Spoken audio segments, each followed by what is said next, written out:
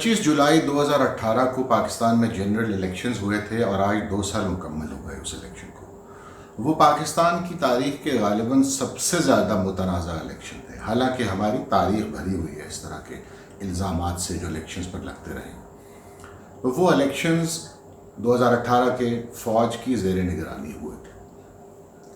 Election से क्या हुआ? मुतनाज़ा इंतखाबात क्या किसी मसले का हल होते हैं? क्या फ़कत वो कौम को एक कुल्हाड़ी से काट बांट देते हैं, इसके अलावा वो कोई मकसद हासिल नहीं कर पाते? और हमें दोबारा जब तक हुकूमत रहती है वो उसकी लेजिटिमेसी पे क्वेश्चन होता रहता है और वो सेलेक्टेड का लफ्ज़ नहीं बोला जाएगा और ये नहीं होगा, लिहाजा उसको पहले दिन से ही एक ऐसी मुखालफत का सामना होता है जिसका बहरहाल एक जवाब भी मौजूद होता है। ये सारा मुल्क में उसके बाद क्या हुआ आज तक, और हमारी इकॉनमी कहाँ पहुँची, और हमारे ह्यूमन राइट्स कहाँ पहुँचे, और हमारा आइन कहाँ पहुँचा, ये सारी गुफ्तगू छोड़ दीजिए। मैं इस वक्त सिर्फ एक मौजू पर बात करना चाहता हूँ और वो है पाकिस्तान की फ़ौज से मुताल्लिक। पाकिस्तान की फ़ौज क्या है? पहले तो आप बतौर इदारा देखिए इसे। पाकिस्तान का सबसे मुनज़्ज़म इदारा पाकिस्तान की फ़ौज है। पाकिस्तान की फ़ौज की पेशा वाराना तरबियत को देखें तो पाकिस्तान की फ़ौज बेहतरीन इदारा आपको नज़र आएगा। पाकिस्तान की फ़ौज का दाखिली इत्तेहाद देखिए, यानी ऑर्गेनाइज्ड, डिसिप्लिन, एक हायरार्की, ये सब खूबियाँ उसे पाकिस्तान के किसी भी इदारे से मुमताज़ करती हैं, बल्कि दूर दूर तक आपको इसके मुकाबले पे कोई इदारा नज़र नहीं आता। दूसरे इदारों का एक सरसरी जायज़ा लीजिए तो आपको अंदाज़ा होगा कि पार्लियामेंट हमारी जो सबसे बड़ा, हमारे आइन के मुताबिक सबसे बड़ा इदारा है, वो इदारा तो now you see it and now you don't, उस तरह का इदारा है। वो फ़ानी इदारा है, कभी होता है कभी नहीं होता, और जब होता भी है तो उसकी क्या हालत होती है। इसी तरह हमारी अदालतें हैं, उन पे भी नज़र डाल लीजिए कि 7 अशरे हमारे नज़रिया ज़रूरत और PCOs खा गए हैं, उनका भी कोई ऐसा एतबार नहीं कायम हो सका आवाम के दरमियान।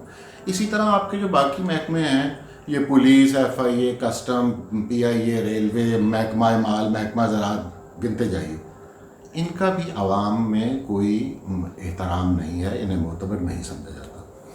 अब आप ये बताइए कि कैसे मुआशरे में जहाँ फ़ौज का बतौर अदारा ये मकाम हो, वहाँ पर हमारा रवैया और हमारा सलूक हमारे सबसे बड़े इदारे के साथ क्या होना चाहिए?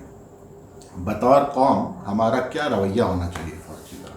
वो मैंने कहीं एक दफ़ा लिखा भी था कि जो हमारे कल्चर में 12 बेटियों के बाद पैदा होने वाले बेटे की तरफ रवैया होता है, हमारा वही रवैया होना चाहिए पाकिस्तानी फ़ौज की तरफ कि एक इदारा है, हम उसको जितना मुस्तहकम कर सकते हैं, जितना उसे ध्यान से रखें, उसे फरीक ना बनने दें, उसे सियासी तनाज़ात में, ये जो बाज़ार सियासत होता है, ये तो आपको मालूम है कि इसमें कीचड़ उछलता है, धूल उड़ती है और सबके चेहरे गदला जाते हैं। तो लिहाजा फ़ौज को इससे भी दूर रखना चाहिए, ऐसे इदारे को रखना चाहिए। ये इस इदारे के एहतराम का तकाजा है और उस इदारे की जो साख्त है और जो मकाम है हमारे मुआशरे में, उसका ये तकाजा। 25 जुलाई 2018 का इंतखाब 3,75,000 फ़ौजियों की ज़ेर निगरानी हुआ, जिन्हें हमारे इलेक्शन कमीशन ने दरख्वास्त की थी कि आप आएँ और पुरअमन हालात में हमारा इलेक्शन करवा दीजिए।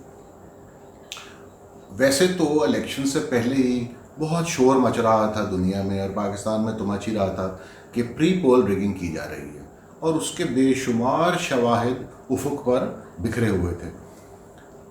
इलेक्शन हुआ, इलेक्शन के बाद हम आवाज़ होकर सारी दुनिया के अखबारात, रसाइल, जराइद, जिन्हें हम मुवक्कर मानते हैं, मोतबर मानते हैं, यानी वाशिंगटन पोस्ट से, न्यूयॉर्क टाइम्स से, फ्रेंच अखबारात ज़हन में आ रहे हैं, AP, Reuters, Financial Times, Al Jazeera, आप नाम लेते चले जाइए, सब ने इस इलेक्शन को एक मॉकरी ऑफ इलेक्शंस करार दिया। It was a farce. अच्छा, उसके बाद एक तनकीद शुरू हुई और इस पर हम सियासी जो बटे हुए लोग हैं, कौम हमारी, उसने कुछ लोग खुश हुए, कोई नाराज़ हुए, सब कुछ हो रहा था। लेकिन एक बात तो बहरहाल तय है कि जब हमारी फ़ौज का नाम इस तरह दुनिया में, ये बाहर के लोग जब इस तरह लेते हैं तो हमें एक इज़्तिराब पैदा होता है, और इसी तरह पाकिस्तानी कौम भी एक सतह पर मुज़्तरब ज़रूर हुई کہ یہ ہماری فوج کو کس معاملے میں گھسیٹا جا رہا ہے. لیکن اب سوال یہ ہے کہ کیا ہم نے اس سے سبق سیکھا؟ اصل بات تو یہ ہے کہ ہم نے سارے انتخابات آج تک جتنے پاکستان میں ہوئے ہیں وہ فوج کی نگرانی میں کروائے ہیں، شاید 77 کے علاوہ. تو ان سب انتخابات کی کتنے فیئر تھے وہ، ان پر الزامات لگے ہیں ہمیشہ، اور وہ متنازع انتخابات ہیں، کوئی کم کوئی زیادہ، یعنی اتنے نہ بھی ہوں جتنا 2018 کا انتخاب تھا، لیکن ہلکی پھلکی موسیقی کی شکایات تو آ ہی رہی ہیں، اور کبھی بہت بڑھ بھی جاتی ہیں. یعنی ہر طرح کا انتخاب پاکستان میں ہوا. آپ دیکھیے کہ پہلا انتخاب پاکستان میں جو صدارتی انتخاب کرایا گیا تھا، ہماری اجتماعی نفسیات میں اس کی رڑک آج بھی باقی ہے. تو ہم نے اس سے کیا سبق سیکھا تھا؟ مادر ملت جب الیکشن ہاری تھی یا ہروائی گئی تھی ایوب خان صاحب کے مقابلے پر، تو ہم نے اس سے کیا سبق سیکھا؟ ہم نے پے در پے الیکشن اپنی فوج کی نگرانی میں، ہم نے کیوں اپنے اتنے بڑے ادارے کو اس کام میں ملوث کر رکھا ہے؟ ہم نے ضیاء الحق صاحب میں ریفرینڈم کرایا. آپ جانتے ہیں کہ وہ کیا ریفرینڈم تھا. شہر میں ہو کا عالم تھا، جن تھا یا ریفرینڈم تھا، اس طرح کا ہم نے ریفرینڈم کروایا. پھر ہم نے یہ مشرف صاحب نے پھر ایک ریفرینڈم کروایا. آپ جانتے ہیں اس کی کیا اصلیت تھی، وہ کتنا بڑا مذاق ہے. اس سے کیا اعتبار قائم ہوا کہ ہم جب الیکشن کرواتے ہیں اپنے سب سے محترم ادارے کی نگرانی میں تو اس کے کیا نتائج آتے ہیں؟ وہ غیر متنازع تو نہیں ہوتے. تو یہ کیا گناہ بے لذت ہے جس میں ہم اپنے سب سے بہترین ادارے کو اس طرح انوالو کرتے چلے جاتے ہیں؟ ہمیں سیاسی وفاداریوں سے بالا تر ہو کر مقتدر قوتوں سے یہ مطالبہ کرنا چاہیے کہ آپ ہماری فوج کو سیاست کی دلدل میں مت گھسیٹیے. فوج اس طرح فریق بن جاتی ہے، اور ہمیں اپنی فوج کو ہر حال میں اس معاملے سے دور رکھنا ہے تاکہ اس کا احترام قومی سطح پر ہو، نہ کہ یہ کہ کسی پارٹی کی طرف سے ہو رہا ہے اور کسی پارٹی کی طرف سے نہیں ہو رہا. یہ ہمیں کوشش کرنا چاہیے.